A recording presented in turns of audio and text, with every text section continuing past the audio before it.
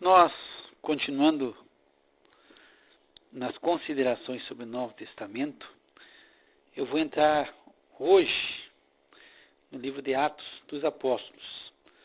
Nós já comentamos em áudios anteriores, eu já comentei em áudios anteriores, se tu está acompanhando, tu vai te lembrar, que Atos dos Apóstolos foi escrito por Lucas. Lucas escreveu o Evangelho de Lucas e ele escreve o livro de Atos dos Apóstolos. Quem foi Lucas? Lucas foi médico, considerado por Paulo o médico amado, e foi companheiro de Paulo. Ele se encontra com Paulo em Troade, e a partir dali ele acompanha Paulo até o final da vida do apóstolo Paulo. Ele se torna companheiro, amigo e amado companheiro do apóstolo Paulo. E ele escreveu o Evangelho que leva o seu nome e o livro de Atos. Ele escreve a alguém que se chama Teófilo. E Teófilo, aqui nós vamos abrir um parênteses para esse nome Teófilo, porque Teófilo Tel é Deus e Filo é amor. Então seria algo como amado de Deus, o significado desse nome. E nesse parênteses que nós vamos abrir, que quem sabe não seja um parênteses muito pequeno, nós vamos falar sobre algumas palavras rapidamente, eu quero falar rápido, sobre algumas palavras do grego que significam amor. Nós temos a primeira palavra eros, que é o amor carnal. Nós temos storge, que é o amor familiar. Fileo, que é o amor por afinidade, esse amor de amizade, esse sentimento de amor que nós temos pelos nossos amigos, pelas pessoas que a gente gosta. E ágape, que é o amor incondicional, o amor de Deus. Esse ágape, ele aparece 320 vezes no Novo Testamento. Esse é o amor incondicional, esse é o amor que faz o bem a todos. Não importa a pessoa, não existe afinidade, não existe família e não é nada carnal. É simplesmente o amor que não tem condição nenhuma, não tem interesse carnal, não tem afinidade de amizade e não é o amor familiar. Então, é o amor que faz o bem a todos. Esse é o amor de Deus que a gente vê na cruz através de Cristo. Deus amou o mundo de tal maneira que ele deu o seu Filho unigênito. Então esse é o ágape, é o amor que dá ao mundo, o mundo pecador, o mundo que dá as costas para Deus, mas Deus mesmo assim ele revela o amor, o seu amor por todo o mundo. E aqui é interessante nós pegarmos o que Paulo escreve a Timóteo na primeira epístola, e aí demonstra esse amor de Deus que deseja a salvação de todos. E é importante que tu tenha esse conhecimento. Quando Paulo escreve a Timóteo na primeira epístola, no capítulo 2, ele diz assim: admoesto-te, pois antes de tudo, que se façam súplicas, orações, intercessões e ações de graças por todos os homens. E aí no 13 ele diz assim: porque isso é bom e agradável diante de Deus nosso Salvador, que quer que todos os homens sejam salvos e venham ao conhecimento da verdade. Então, por quem que eu devo orar? Por todos. A indicação do apóstolo Paulo não é: olha, eu estou te dando uma demonstração. Eu quero que antes de tudo, antes de qualquer coisa, que se façam orações, súplicas, intercessões, pelos da tua família, não pelos vizinhos que tu gosta, pelos teus amigos, pelos irmãozinhos da igreja, não, por todos os homens. Quer tu goste ou quer tu não goste. E esse amor ágape de Deus, ele independe de sentimento. Eu não preciso ter sentimento para orar por uma pessoa. Eu não preciso morrer de sentimento por alguém. Então não existe interesse, não existe sentimento. É simplesmente fazer e obedecer. É um amor incondicional, é fazer o bem. Então, eu oro por quem? Por todos os homens. E aí, interessantíssimo aqui no versículo 4, que mostra o desejo de Deus. Deus quer que todos os homens sejam salvos. Deus não deseja só que se salve o fulano, o ciclano. Não, esse aqui eu não quero. Esse outro eu não quero. Não. Deus deseja a salvação de todos. Deus ama todos. Muitas vezes nós temos a impressão que Deus tem o queridinho. Não, esse aqui Deus ama mais, esse aqui Deus ama menos, esse aqui Deus ama mais. Não. Deus ama todos da mesma forma. Ele é Deus. Nós muitas vezes queremos comparar porque nós temos essa situação de amar esse aqui mais, de querer mais o outro, de querer menos o outro. Mas Deus ama todos do mesmo jeito, da mesma forma. E Ele deseja que todos venham ao conhecimento da verdade, que é Jesus. Então, esse é o amor de Deus, é um amor incondicional. E esse é o amor que Deus espera que nós venhamos a ter. Eu não preciso ter afinidade nenhuma. Mas eu tenho que orar por todos. Mesmo que eu ache que aquela pessoa não mereça. Eu tenho que ter esse amor ágape. É incondicional. Não interessa. É orar por todos. Me fez bem, me fez mal. Me desejou bem, me desejou mal. Não importa. É ágape. Eu não preciso ter filéu, que é sentimento de amizade por aquela pessoa. Quem sabe até eu não tenho esse sentimento, não tenho essa simpatia por essa pessoa. Mas mesmo assim eu amo ele com o amor de Deus, que é ágape, e oro por essa pessoa. Vamos fechar esse parênteses para não ficar um parênteses grande demais. Então nós entramos no livro de Atos. Nós estávamos falando primeiro sobre o Teófilo, né, que é amado de Deus. Para quem Lucas escreve esse livro. E aí nós vamos fazer algumas considerações aqui, né, nesse livro, que ele possui 28 capítulos. E aí nós vamos começar ali no capítulo 1 e 2 e 3, nós vamos ver a promessa do Espírito Santo, quando o Espírito Santo desce sobre os discípulos. E aí os primeiros convertidos e os primeiros milagres que começam a acontecer. Nós vamos ver do capítulo 1 ao 3. No capítulo 4, já começa a perseguição dos discípulos. Os apóstolos começam a ser perseguidos. No capítulo 6 tem algo muito importante, que é a instituição dos diáconos. Então, para te ter uma noção, no Velho Testamento havia o templo, os sacerdotes, e os levitas eram os diáconos. Os levitas eram aqueles que ficavam ali fazendo os trabalhos do templo. E aí tu diz assim, mas quem eram os levitas? Aí vamos explicar. Israel, que é Jacó, Deus mudou o nome dele para Israel. Ele teve 12 filhos, são as 12 tribos de Israel. Só que o filho Levi, ele foi separado das tribos. E daí veio as pessoas que eram responsáveis pelo tabernáculo no início e depois do templo, quando o templo foi construído por Salomão. Daí vem os levitas. Então Moisés, aquele homem que tirou o povo do Egito, ele era da tribo de Levi. Arão, seu irmão, também era levita, e ele se torna o sumo sacerdote. Então, de Arão vem a casta dos sacerdotes. E os outros levitas se tornaram os auxiliares no templo. Então, eles faziam todo o trabalho, carregar o tabernáculo, carregar as coisas que se usavam dentro do tabernáculo. Eles faziam a guarda, eles faziam o cuidado. Então, os levitas, eles foram dados aos sacerdotes para fazer toda a obra do templo. E depois a obra, quando Salomão constrói o templo, eles ficam ali trabalhando. Aí uns entram na parte da música, outros são guardas, mas eles estão no trabalho.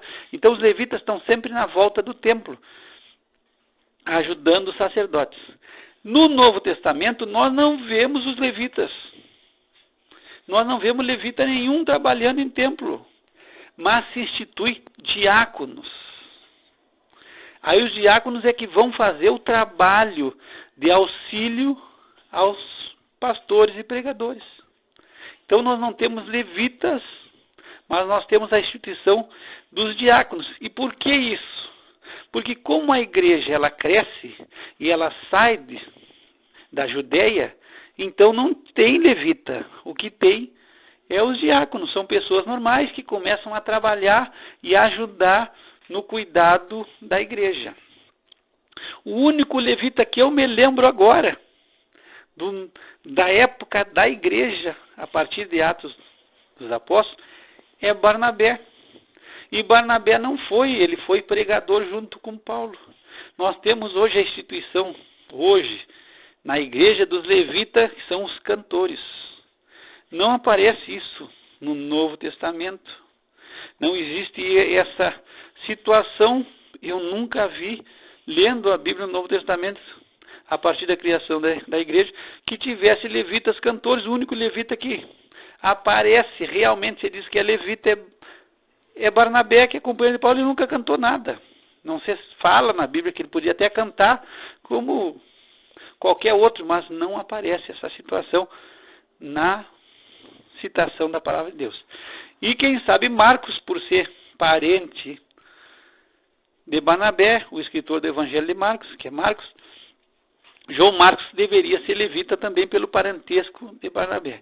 Então hoje na igreja nós temos levita. Temos levitas, os levitas vão cantar. Mas os levitas do Velho Testamento não eram só cantores. Os cantores foram instituídos por Davi para o templo, e aí foram os levitas, porque eles eram as pessoas que poderiam se chegar ao templo auxiliar os sacerdotes. Mas eles não eram só cantores, eles eram os auxiliares da guarda, do cuidado, quem sabe da limpeza, de tudo que se fazia no templo. Mas não existe no Novo Testamento essa instituição de levitas, nem de cantores, nem de auxiliares da igreja. Se institui os diáconos, e isso é muito importante. No capítulo 7 nós temos a morte do primeiro mártir da igreja, que é Estevão, e a partir de 7 e 8, a perseguição da igreja.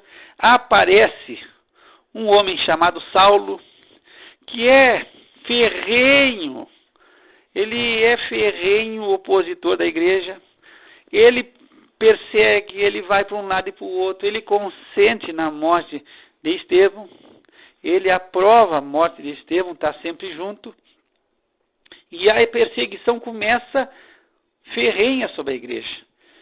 Nessa parte, nós temos o evangelho chegando em Samaria, porque antes estava confinado ali na Judéia, o evangelho chega até Samaria, e no capítulo 9 nós temos um parêntese grande que tem a conversão de Paulo. Então aquele perseguidor, o Saulo, perseguidor da igreja, no capítulo 9 ele tem um encontro com Jesus.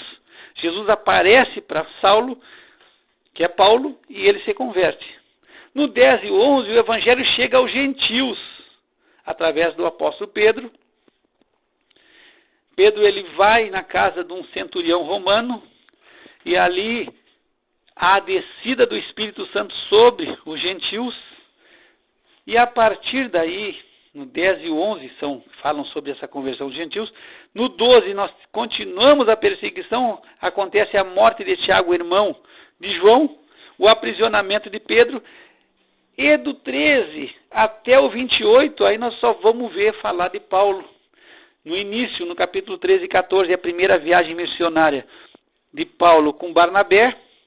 Depois temos, a partir do 16 já, a separação de Paulo e Barnabé por causa de João Marcos. Eu já falei no outro áudio que João Marcos ele tinha abandonado Paulo e Barnabé na primeira viagem.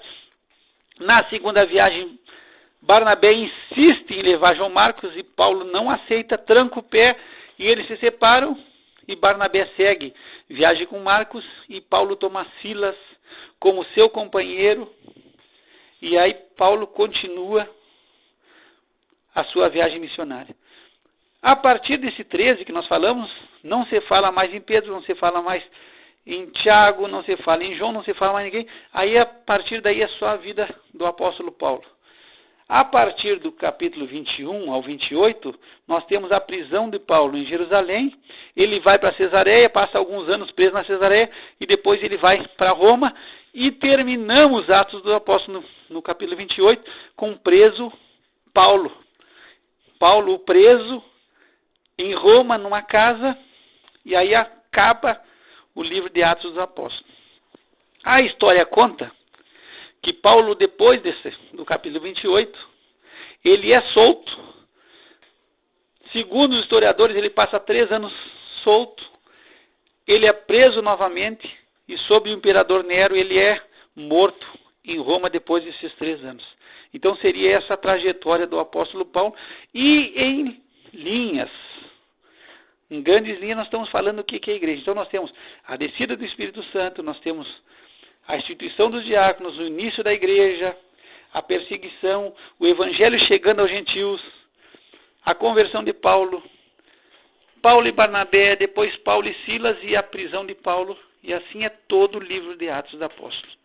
Nós temos muita coisa, se nós formos parar, eu pensei que nós vamos falar sobre Atos dos Apóstolos, vai ser rápido, mas tem muita coisa que nós temos que ver, tem muita coisa importante. E nós vamos dar algumas pinceladas rápidas no início aqui, quando fala sobre a descida do Espírito Santo. Então, no capítulo 14 de João, Jesus começa a falar da sua volta ao Pai. Mas ele promete aos discípulos que ele não os deixaria sozinho, porque os discípulos começam a se apavorar. Jesus está falando, olha, eu vou para Jerusalém, vou ser morto, porque uma coisa que tu tem que ter noção, e isso é uma coisa que passa desapercebida das pessoas, é que Jesus veio, ele era o Cordeiro de Deus, ele veio para morrer. O Cordeiro era para ser morto. E ele veio para morrer. João Batista diz, é o Cordeiro de Deus que tira o pecado do mundo.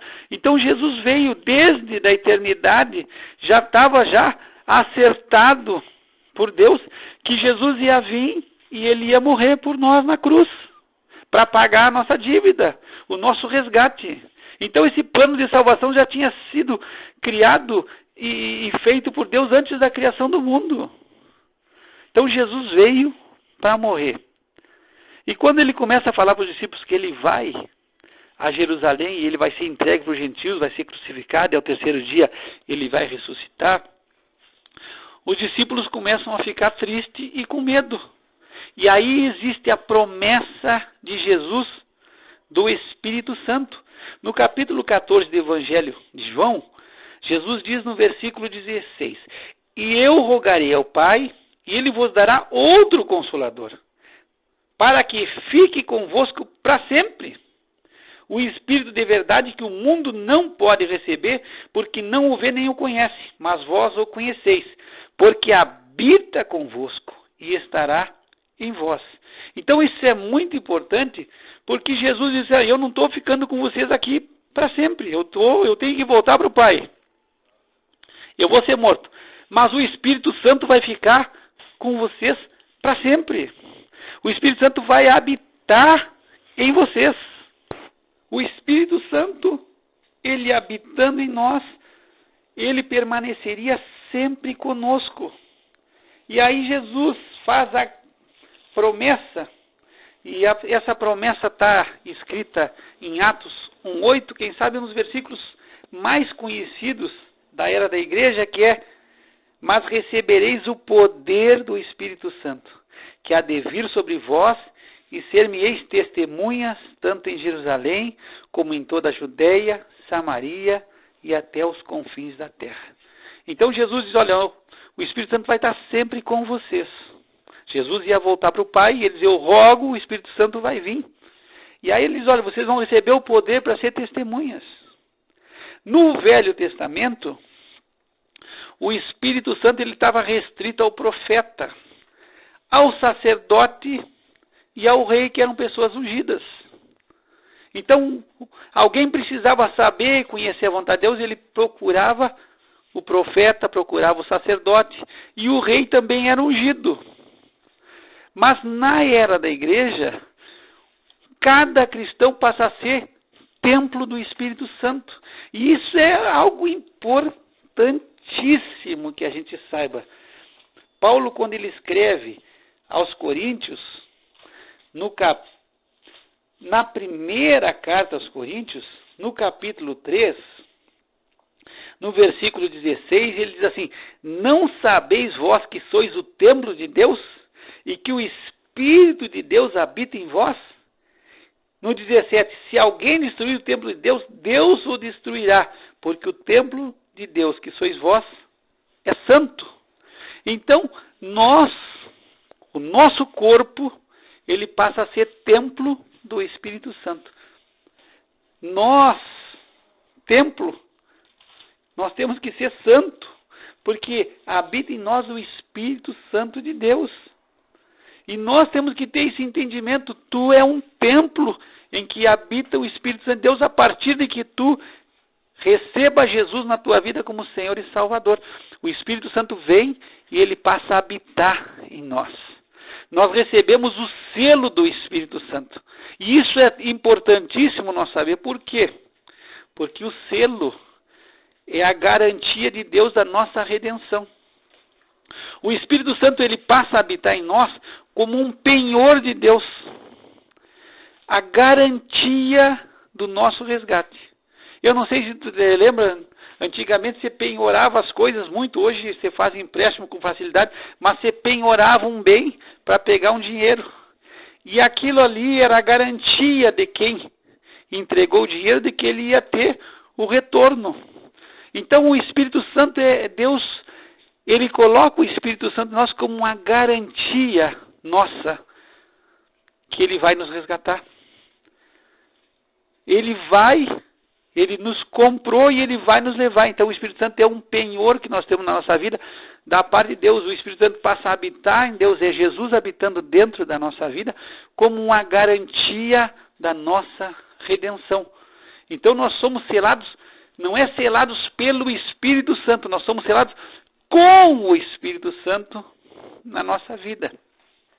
Então Jesus diz: recebereis poder ao descer sobre vós o Espírito Santo. Então o Espírito Santo ele vem, recebemos o poder do Espírito Santo para ser o quê? Para ser testemunha. Então o Espírito Santo não vem para mim só para eu dizer eu sou espiritual, eu sou o melhor. Não, ele vem para me capacitar a testemunhar. E aí Jesus fala os lugares: Jerusalém, na Judéia, Samaria, até os confins do mundo. E aí o nosso entendimento: Jerusalém é a nossa região, é a nossa casa.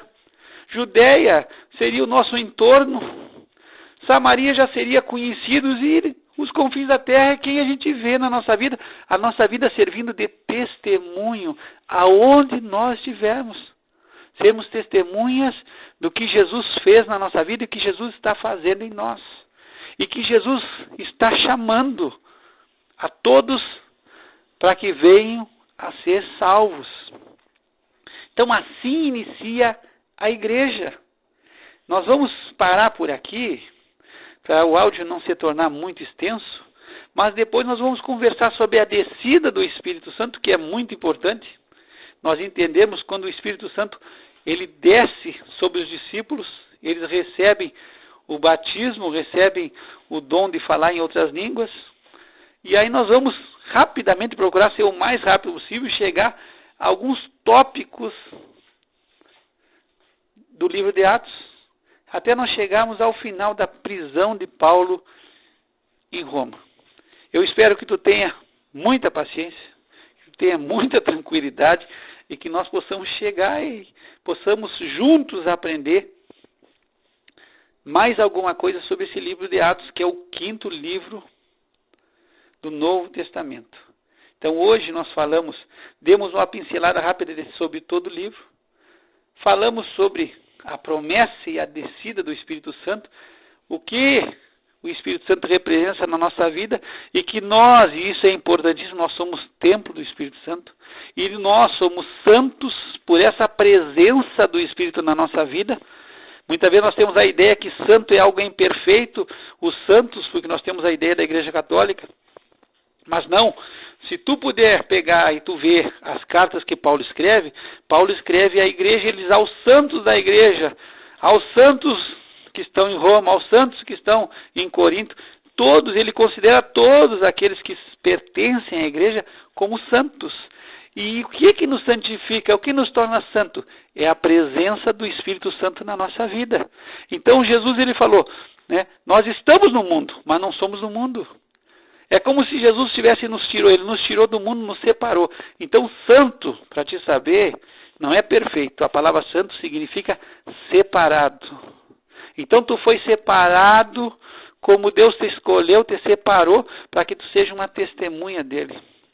Para que tu seja um embaixador dele, para que tu venha proclamar a palavra dele. Uma coisa que eu quero que tu possa entender.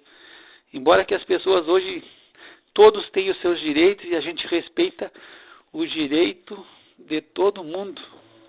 Mas se tu abrir as Escrituras, tu vai ver que as Escrituras não têm muita tolerância. Eu acredito que não tem tolerância nenhuma. Muitas vezes a gente é classificado como o intolerante. Não é desse jeito. Nós entendemos as pessoas, respeitamos as pessoas, mas nós temos que falar a verdade. E se tu for para a palavra de Deus não vai mudar. Ela vai dizer o que é pecado. O que é errado. E o que é certo. Então não vai ter tolerância e dizer não, para agradar a palavra de Deus. Não. Eu acho que isso aqui é errado, mas não. A palavra de Deus não tem essa tolerância. O que é errado, o que é certo. E quando diz que a salvação está só em Jesus, não diz que tem em outro lugar. Não diz que tem na igreja, não diz que tem na religião, não diz em ninguém. Não diz em santo nenhum. Só fala que só existe salvação no nome. E aí, se tu fala isso, tu te torna uma pessoa intolerante, porque existe uma crença que todas as religiões são boas. E nós temos a ideia, muitas vezes, falou em Deus é bom. Todas as religiões que falam em Deus é bom. Falou em Jesus. Mas se nós formos ver a história, quantos crimes bárbaros foram cometidos em nome de Deus? Quantas pessoas foram queimadas vivas em nome de Deus? Quantas pessoas foram destruídas, foram perseguidas em nome de Deus? Hoje, quantas pessoas são extorquidas, enganadas, roubadas por pessoas que falam do nome de Jesus? Usando o nome de Jesus e fazem barbáries. Usam da fé para enriquecer, para ganhar dinheiro. E o apóstolo Paulo, nós vamos pegar ainda nas cartas do apóstolo Paulo e nós vamos ver quando o apóstolo Paulo fala que fazem da fé um objetivo para ganhar dinheiro. E estão usando o nome de quem? O nome de Jesus. Se tu pegar o Evangelho de Mateus, no capítulo 7, se não me falha a memória, no capítulo 7, no versículo 22, diz assim: muitos me dirão naquele dia, Senhor, Senhor, não profetizamos nós em teu nome? E em teu nome não expulsamos demônios? E em teu nome não fizemos muitas maravilhas? E aí Jesus responde, né? Então lhes direi abertamente, nunca vos conheci, apartai-vos de mim, vós que praticais a iniquidade. Então eu já disse que nós ia terminar o áudio, me emocionei aqui, segui um pouco o assunto, porque aqui Jesus diz, vão chegar para mim e vão dizer, Jesus, eu fiz isso no teu nome, nós fizemos isso aqui, pregamos, profetizamos, curamos e fizemos milagre, maravilha no teu nome. Jesus dizia, eu nunca vos conheci. Então, nós temos que ter a ideia que nem tudo, nós temos que ser como de Jesus. Simples como a pomba e astuto como a serpente. Nós não podemos acreditar em tudo que a gente escuta. Hoje, no dia de hoje, muitas pessoas estão usando o nome de Jesus como maneira de enriquecer, enganando, tirando das pessoas, fazendo coisas erradas. E nós temos que estar percebidos, nós não podemos ser bobo de ninguém. Nós temos que deixar de ser bobo e achar, não falou no nome de Jesus. É bom, não. Aqui, Mateus, depois tu lê 7:22, muitos vão dizer, no teu nome, Jesus, eu nunca te conheci. E Jesus diz assim, eu vou falar abertamente, não vou falar para ti no teu ouvido, não vou falar em secreto, eu vou falar para todo mundo, eu nunca te conheci. E quantos hoje tu está ouvindo aí, que Jesus vai dizer assim, esse eu nunca conheci, está falando o meu nome, mas não é conhecido meu, isso aí é praticante de iniquidade. Então, me desculpe eu alongar o áudio, mas eu quero que tu seja uma pessoa esclarecida o máximo, que a gente possa conhecer a Jesus de verdade, que nós possamos examinar as Escrituras e não nos deixar enganar. Eu não quero te enganar e não quero ser enganado por ninguém. Então eu posso estar errado, mas tu tem que estar com os teus olhos bem abertos e atento, porque nós não podemos ter essa crença que tudo que fala em Deus e religião que fala em Deus é boa. Isso é uma mentira, é um engano e a Bíblia não vai tolerar. E aí mesmo que tu seja considerado intolerante, a gente tem que ir pelo que a palavra de Deus diz e não ir além da palavra. Graça e paz da parte de Deus nosso Pai e do Senhor Jesus Cristo. Que o Senhor te abençoe e te guarde. Que o Senhor faça resplandecer sobre ti o seu rosto, tenha misericórdia de ti. Que o Senhor levante o seu rosto sobre ti e te dê a paz.